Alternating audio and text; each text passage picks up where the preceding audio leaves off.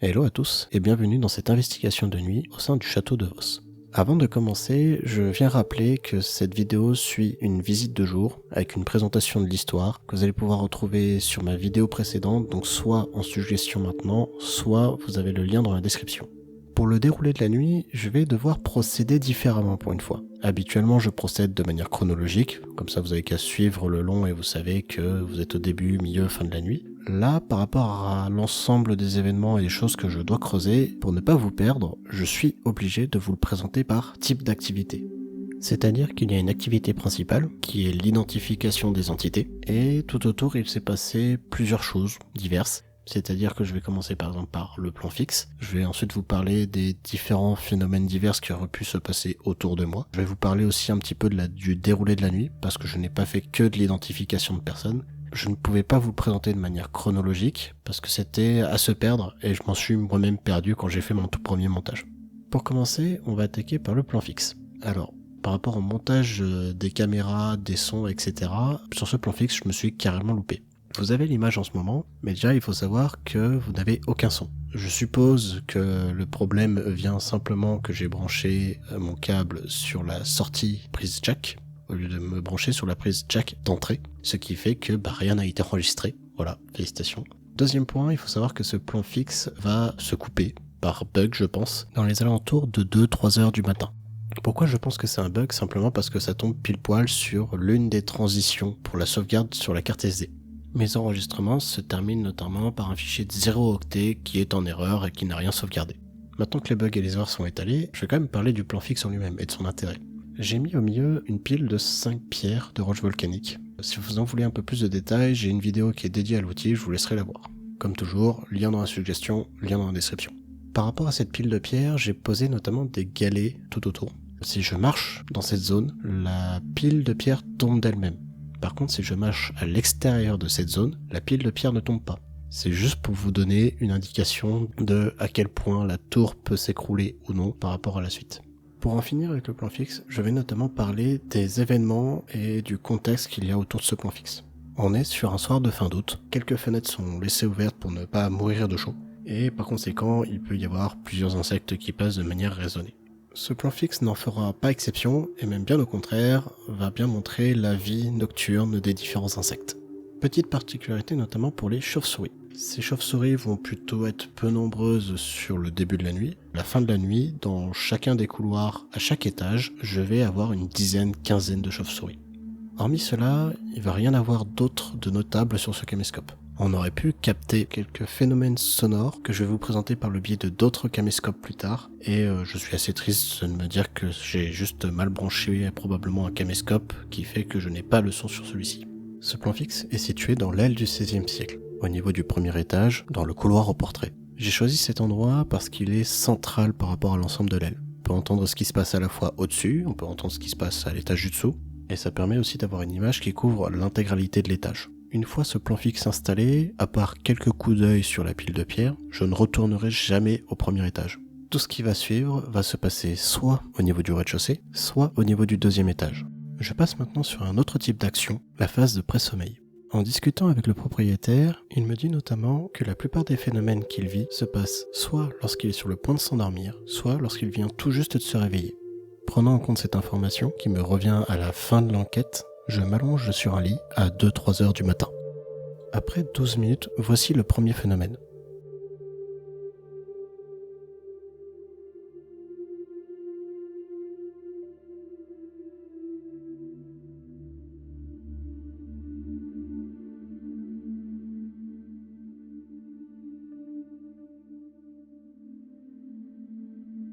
Maintenant que vous l'avez vu, on va analyser ensemble. Sur ce morceau de vidéo, je prends une image où le point est bien brillant de préférence. Puis je le zoome, dans le but d'avoir un maximum de détails. C'est pixelisé ici, mais ça fera l'affaire.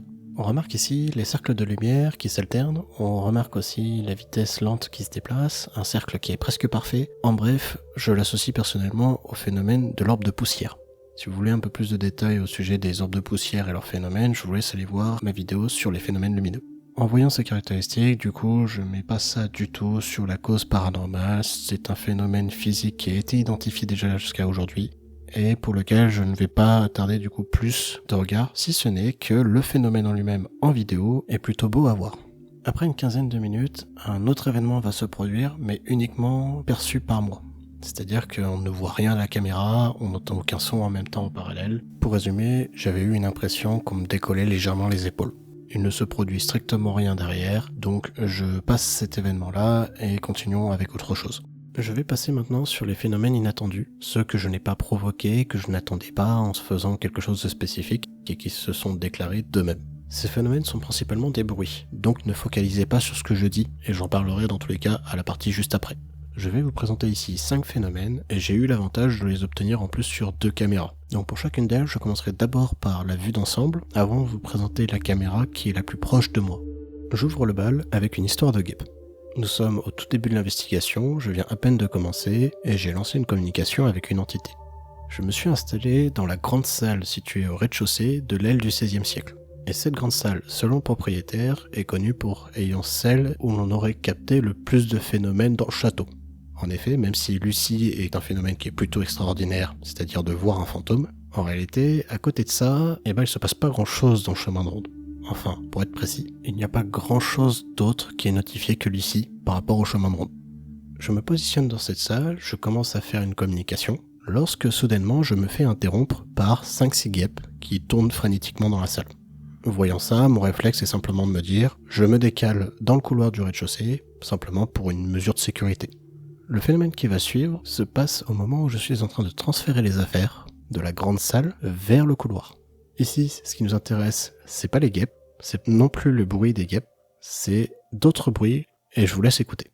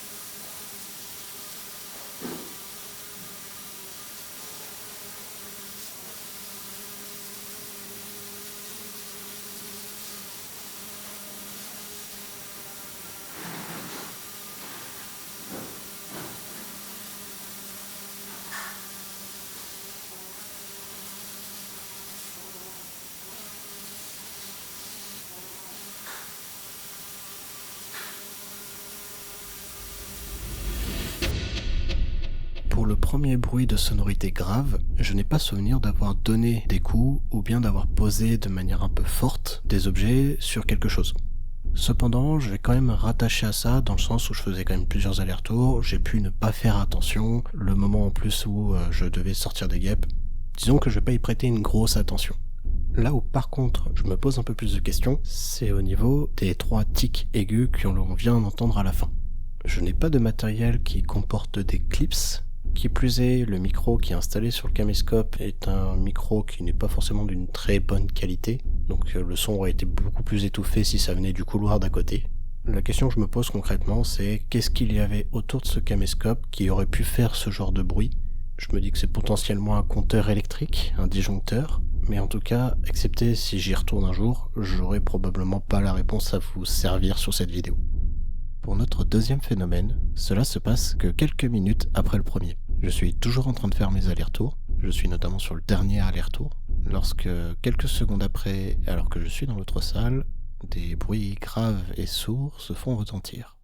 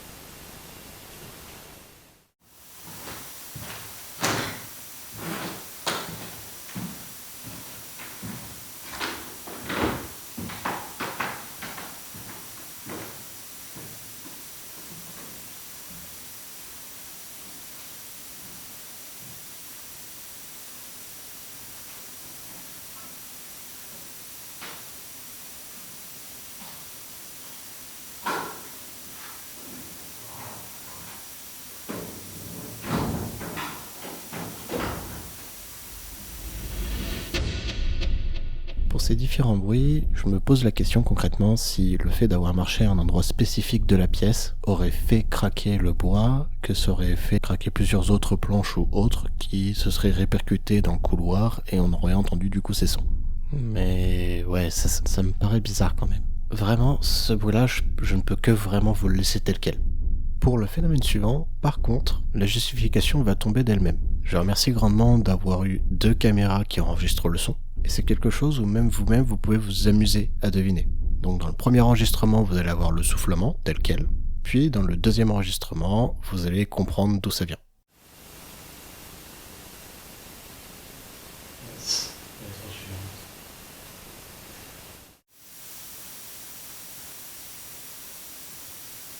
S, lettre suivante. Je ne pensais pas que le fait de dire la lettre S pouvait provoquer un soufflement aussi loin, avec une orientation spécifique de micro, etc., je devine. Mais c'est la première fois que j'ai ce genre de phénomène qui se produit sur ma voix. Et rien de paranormal, bien entendu, hein. C'est juste surprenant d'avoir ça à cet endroit-là. Pour ce 4e phénomène, on retourne sur des choses un peu plus obscures. C'est quelque chose qui m'a même mis pas forcément bien alors que j'étais en train de communiquer. Alors que j'étais concentré sur ce qui était en train d'écrire, un bruit ressemblant à une chute d'objet au premier abord vient détourner mon attention.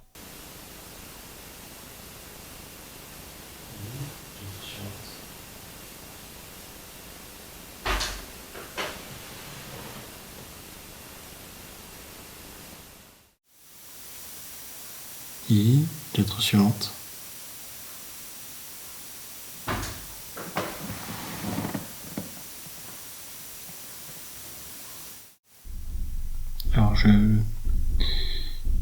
Alors je vous laisse finir. Je suis désolé, j'ai bougé. Je vous laisse finir votre réponse. Il va falloir que j'aille voir après.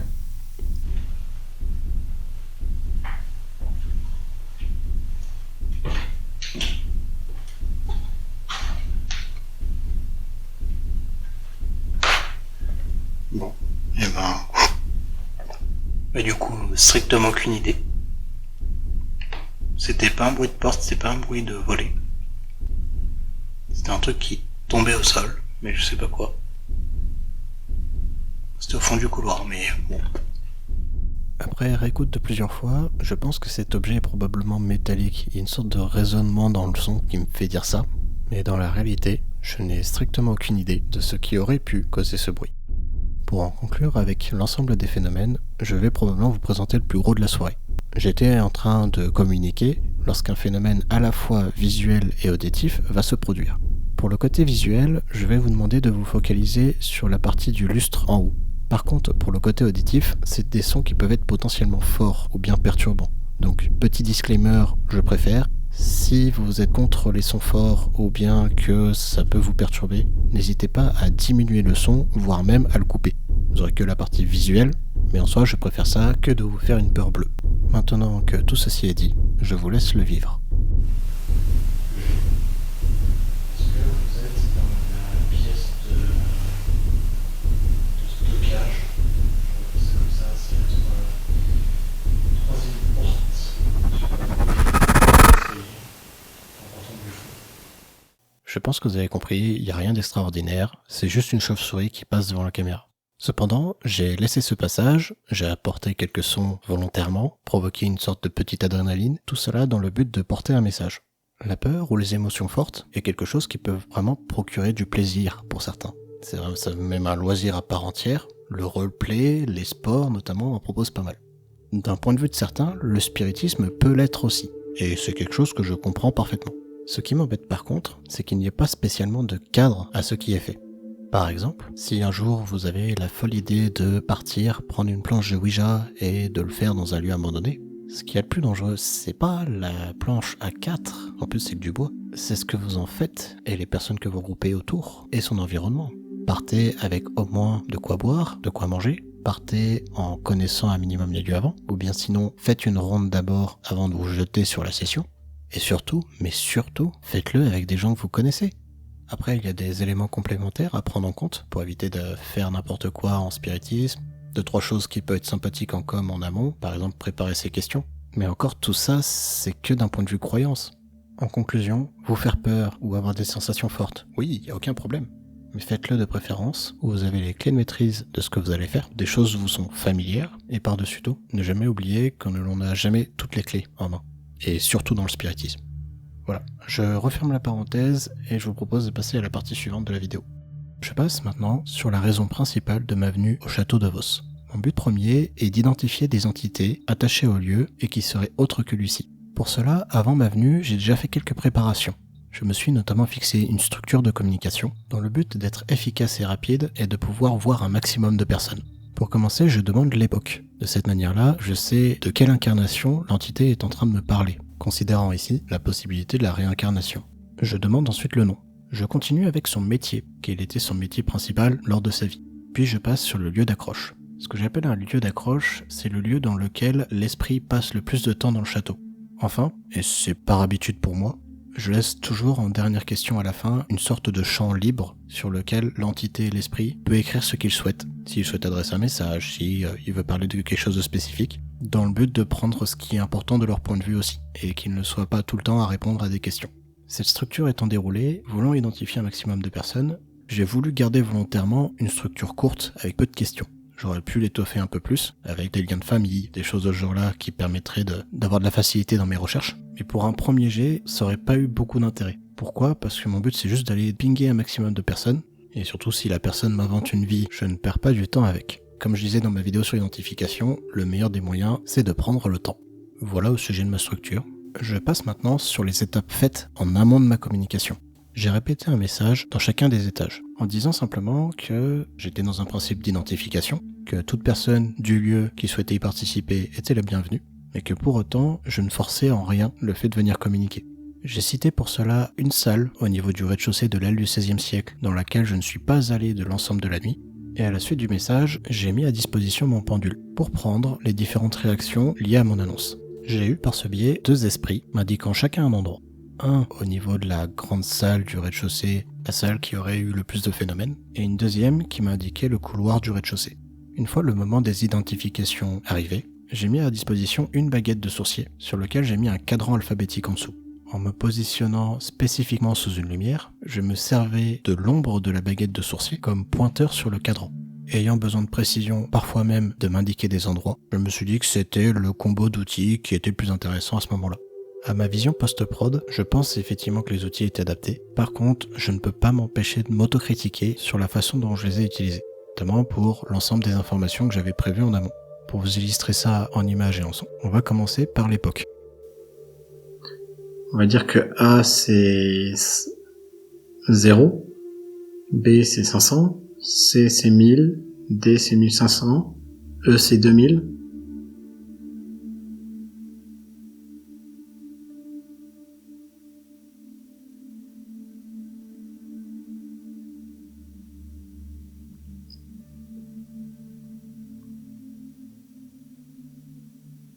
Ça serait entre 1500 et 2000, d'accord. Est-ce que c'est... Si je vous redonne la même structure, donc A c'est 1500, B c'est 1600, C c'est 1700, D c'est 1800, E c'est 1900, F c'est 2000. Est-ce que vous pouvez placer l'ombre au plus proche de la date, de l'année où vous étiez ?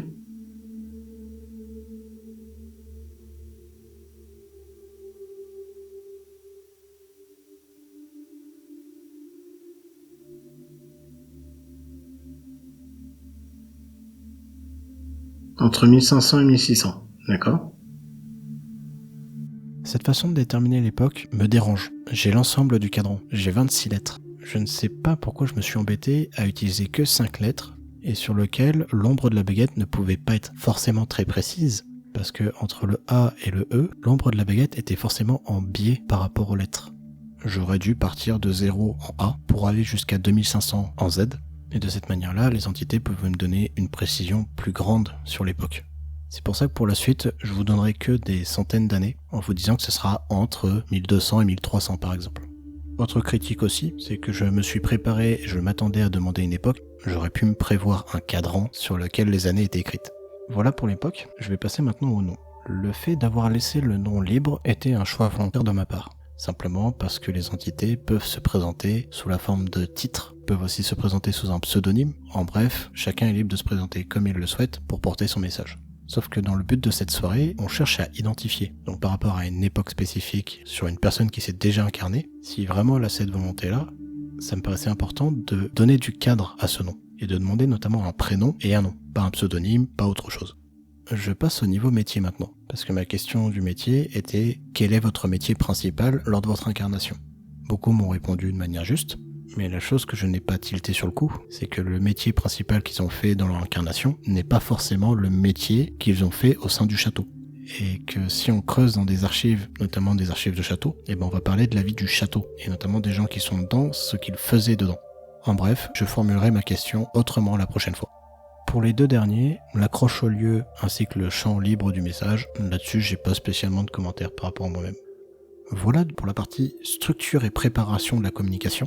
Je ne vais pas vous présenter les 3 heures de vidéo où vous voyez juste un mec qui tient une baguette et qui enchaîne des lettres encore et encore. Je vais directement passer à la partie suivante, sur l'après, où je vais vous présenter l'ensemble des informations, puis après derrière je vais essayer de les rechercher, de les retrouver. Ou bien d'avoir un peu plus d'éléments pour qu'à ma prochaine visite, s'il y en a une un jour, je puisse réassocier ces personnes si elles se représentent.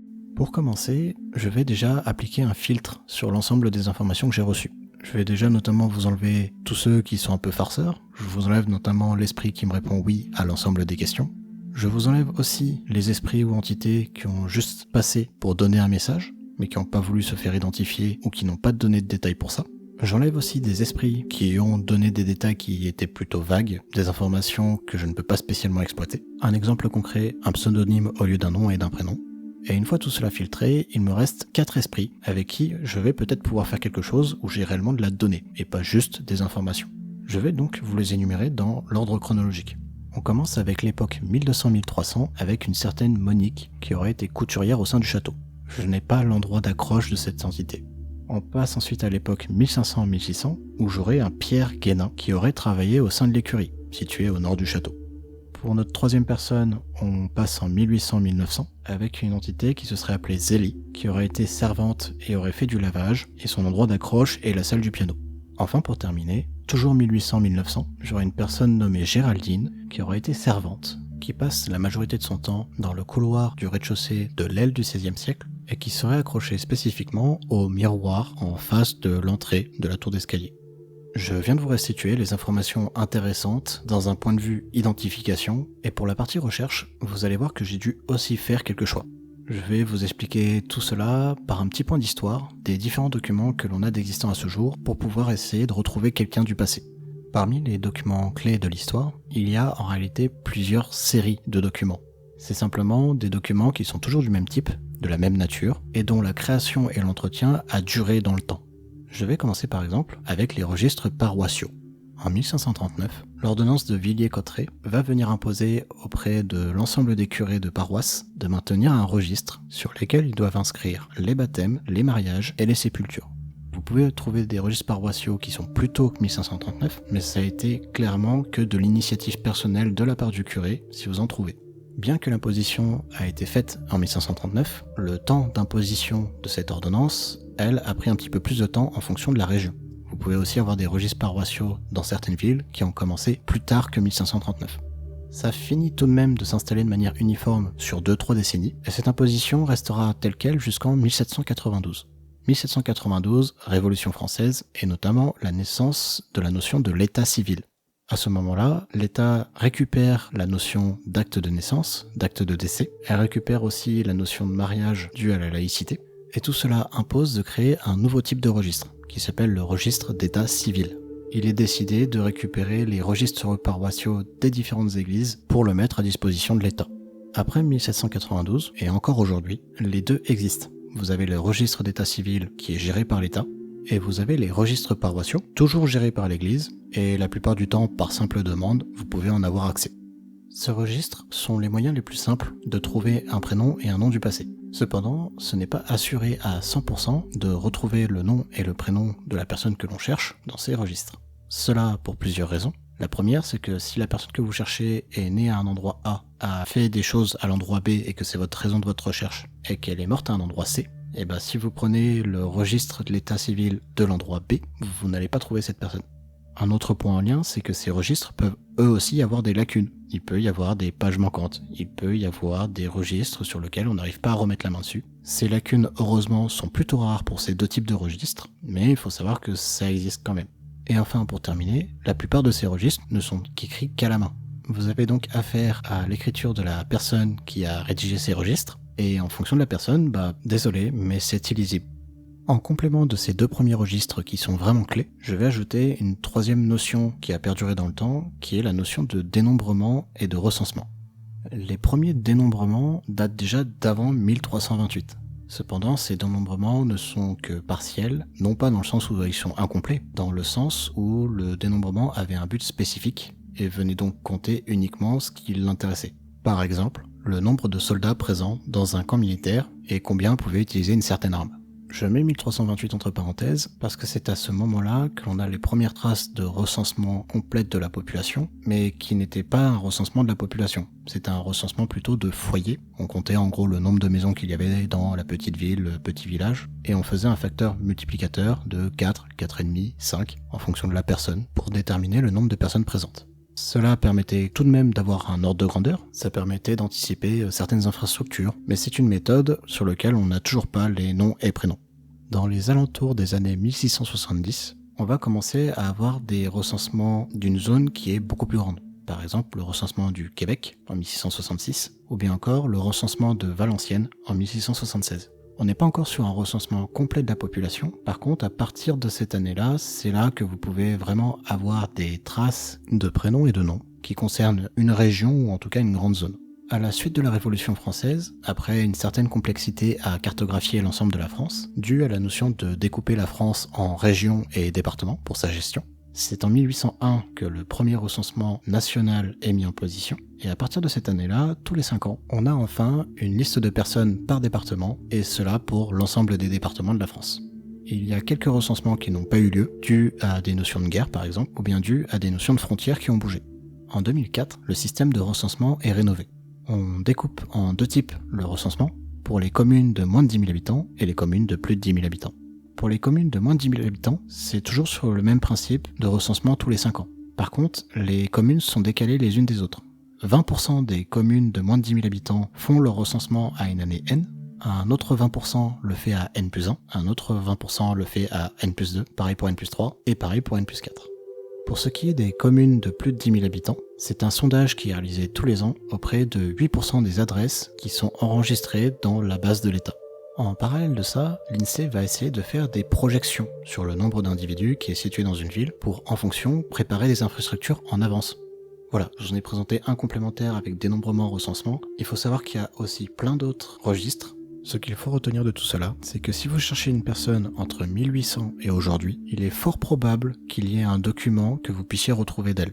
Là où est la complexité, c'est qu'il faut le retrouver ce document. Et cela demande du temps et de la patience. Maintenant que je vous ai fait ce petit point histoire, je vais enfin pouvoir vous présenter mes recherches et expliquer les quelques choix que j'ai dû faire.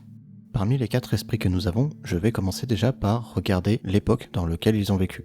Je vais mettre d'abord ma priorité sur Géraldine et Zélie, simplement parce qu'elles sont dans l'époque 1800-1900 et que je risque d'avoir bien plus de documents me permettant ou non d'attester leur existence. Ce choix va en réalité mettre complètement de côté Monique et Pierre. Je savais avant de commencer qu'il fallait avoir de la patience, prendre du temps pour faire des recherches et essayer de retrouver une personne du passé, mais comme témoigne la date de publication de cette vidéo par rapport au moment où je l'ai enregistrée, vous allez comprendre que oui, ça prend réellement du temps. Le seul élément que j'ai pu tenter pour Pierre, j'ai quand même voulu regarder dans les registres paroissiaux entre 1500 et 1600 pour Vos, mais ces registres sont introuvables. C'est donc avec une certaine tristesse que je vais continuer cette vidéo uniquement avec Géraldine et Zélie et que Monique et Pierre, je ne parlerai plus d'eux pour l'ensemble de la vidéo. Un handicap que j'ai directement, c'est que Géraldine et Zélie n'ont donné que leur prénom, je n'ai pas leur nom. Donc avant de me lancer tête baissée dans les registres, je voulais d'abord avoir une idée par rapport à l'ensemble de la France, si Géraldine et Zélie étaient des prénoms qui étaient plutôt communs à cette époque-là, ou au contraire, si ces prénoms sont plutôt rares, et auquel cas on risque d'avoir plus de chances de tomber sur la bonne personne si on trouve ce nom. À ce que j'en ai compris de manière rapide, Géraldine est un prénom qui vient d'Angleterre, venant de sa version masculine Gérald, qui serait arrivé en France dans les années 1930, qui aurait connu un petit pic de popularité dans les années 1970 avant de devenir désuet. Quant au prénom Zélie, ça serait une forme abrégée de l'ancienne forme du prénom Solène. J'ai pas une belle source pour pouvoir affirmer ce côté-là, donc je vais mettre ça entre guillemets. Mais ce qui m'intéresse par rapport à ce prénom, c'est qu'il aurait été plutôt rare jusqu'au XXe siècle. Il va juste connaître un petit pic de popularité dans les années 2000 avant de complètement décliner. En conclusion de ça, bonne nouvelle pour ces deux personnes, parce que je vais pouvoir éliminer pas mal de monde du registre, et surtout, même si j'ai pas le nom, j'ai quand même ma petite chance. Je prends ensuite l'ensemble des informations liées à ces deux esprits, et je commence à lire l'ensemble des registres d'état civil pour la commune de Vos. Je trouve strictement aucune Géraldine entre 1800 et 1900 au niveau des naissances, au niveau des mariages et au niveau des décès qui se seraient passés à Vos. Du côté des Zélie, il y en a plusieurs de cités comme naissant entre 1800 et 1900 à Vos, mais il y aura une seule acte de naissance qui va réellement attirer mon regard. C'est celle de Zélie d'Aubané, née le 25 juillet 1875, sur lequel on peut lire deux choses. Déjà, l'acte de naissance précise bien que c'est fait en l'absence de monsieur le baron de Vos. Sous-entendu, le château de Vos a son poids par rapport à cette naissance. Et le deuxième élément qui m'accroche là-dessus, c'est qu'on nomme le père dans cet acte de naissance, donc lui d'Aubané, âgé de 35 ans, domestique au château de Vos. C'est principalement ces deux éléments-là qui vont automatiquement me dire « Ok, j'ai quelque chose d'intéressant pour Zélie, je vais garder le nom de d'Aubané dans un coin de tête, et je vais faire plus de recherches sur ce nom. » Parce que pour l'instant, même si j'ai quelque chose qui semble être prometteur, je n'ai pas la certitude que c'est avec cet esprit-là que j'ai communiqué. Je me mets donc à rechercher cette Zélie d'Aubané dans d'autres documents, d'autres registres, dans le but de déterminer si, oui ou non, elle a bien été à un moment de sa vie domestique au sein du château de Vos, et si elle a bien servi et notamment fait de la laverie au sein du château. Après un petit moment à avoir lu plusieurs registres, documents historiques, mais ne me donnant pas plus d'informations sur cette personne, je tombe sur le registre des recensements. C'est une mine d'or d'informations qui m'est révélée, mais qui me fait montrer que je fais complètement fausse route. Dans le recensement de 1876, je retrouve Zélie Desbonnets à l'âge de 1 an, vivant au château. C'est aussi le cas pour les recensements de 1881 et 1886, mais sur le recensement de 1891, elle n'est pas présente, bien que sa famille, et notamment son père, lui, est bien indiqué. Il est possible que la fille n'a pas été présente pour une raison X ou Y, mais en 1896 que l'ensemble de la famille disparaisse d'un coup, je pense plus qu'ils sont réellement partis du château à ce moment-là. En 1891, le moment où elle n'est pas présente sur le recensement, elle a 16 ans. Et en 1896, lorsque toute la famille disparaît, elle en a 21. Donc concrètement, cela indiquerait que si elle aurait servi le château et qu'elle aurait fait de la lingerie, ça aurait été probablement par le biais de son père qui aurait travaillé là en tant que domestique, et que ça aurait été une question de quelques années avant que l'ensemble de la famille parte. Il y a donc une petite possibilité que ce soit cette Zélie Desbonnets qui aurait communiqué avec moi. Mais en réalité, je ne le pense pas, car ces mêmes registres de recensement vont tout de suite m'indiquer une autre Zélie dans la même période. En effet, dans le registre de 1872, une certaine Zélie Michel est présentée comme étant femme de chambre du château. Elle a 23 ans en 1872. On la retrouve dans le registre de 1876 et est présentée avec le métier lingerie. Et dans celui de 1880, elle est présentée comme étant femme de charge. C'est un ancien terme qui veut dire gouvernante. Pause du Brian post-production. On peut remarquer que sur celui de 1872, il est écrit 23 ans. Sur celui de 1880, il est écrit 28 ans. C'est vraiment écrit tel quel dans les archives. Je ne vais donc pas me statuer sur le fait qu'elle avait 23 ans en 1872. On va juste considérer qu'elle a entre 20 et 30 ans, et cela n'a pas spécialement d'impact sur la suite de la vidéo. Elle disparaît ensuite à partir de 1886 du recensement du château de Vos. Si on reprend les informations que j'ai reçues de ma communication, on peut voir que les informations correspondent mieux qu'à Zélie Desbonnets. Qui plus est, cette personne a travaillé plus d'une dizaine d'années avec ces métiers. Ce sont en tout cas les éléments qui me font penser que j'ai communiqué avec elle. Je commence donc à partir à la recherche d'informations sur Zélie Michel. Les registres de recensement vont me donner un élément complémentaire, c'est qu'elle serait née dans une ville nommée Oostruch, je sais pas trop comment le prononcer, au sein du Pas-de-Calais. Cela me renvoie donc aux archives départementales du Pas-de-Calais pour essayer de retrouver son acte de naissance. Sauf que, petit problème, la ville n'existe pas. Même sur Google Maps, la ville n'existe pas. Il y a à cela deux possibilités que je vois, peut-être qu'il y en a plus, mais je suis pas historien. Soit la ville ou le village a disparu, dû à une guerre, dû à X raisons, soit la ville ou le village a été renommé en autre chose. Et auquel cas, il me faut le nom du nouveau village ou de la nouvelle ville pour pouvoir rechercher dans les archives départementales. Autre point, j'ai essayé de retrouver une représentation graphique de Zélie Michel, par un dessin, par une gravure, par ce qui était existant en tout cas à l'époque, et malheureusement, je n'ai rien trouvé non plus. C'est au mois de décembre, au moment où mes proches me demandent où est-ce que j'en suis sur mon investigation de Vos, que je me rends compte qu'il y a déjà 4 mois de passé depuis le moment où j'y suis allé. Bien qu'il y ait encore bon nombre de choses à essayer de retrouver, le temps de recherche est en réalité infini si on le limite pas.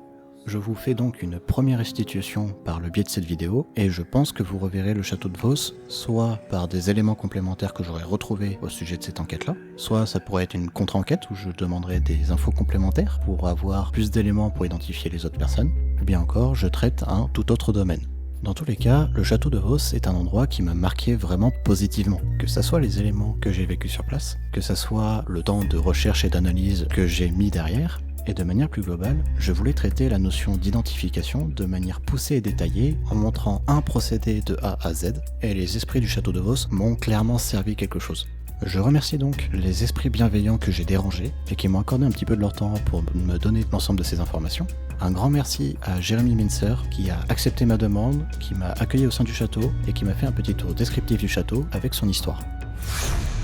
Quant à vous-même, j'espère que cette vidéo vous a plu. Je tiens déjà à m'excuser du délai qu'il y a eu entre la date de publication de cette vidéo et la date d'investigation de Vos. Certains d'entre vous savaient dès début septembre que j'étais allé là-bas, et de mon point de vue, ça n'aurait pas eu vraiment de sens si je vous présentais tel quel ce que j'avais fait là-bas, sans avoir fait l'ensemble des recherches en amont.